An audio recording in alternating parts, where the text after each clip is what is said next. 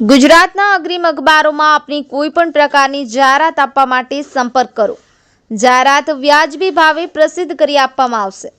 વાગરાના 7 વર્ષના નવાઝે પોતાનો પ્રથમ રોજો રાખી અલ્લાહની બંદગી કરી. ફુલહાર પહેરાવી પરિવારજનોએ માસૂમના ઉત્સાહમાં વધારો કર્યો.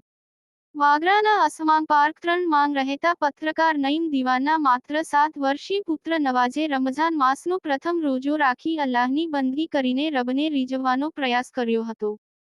સાથે અન્યો માટે પ્રેરણાદાયી પુરવાર થયો છે. હાલ મુસ્લિમ સમાજનો અતિ વિશેષ મહત્વ ધરાવતો પવિત્ર રમજાન મહિનો ચાલી રહ્યો છે.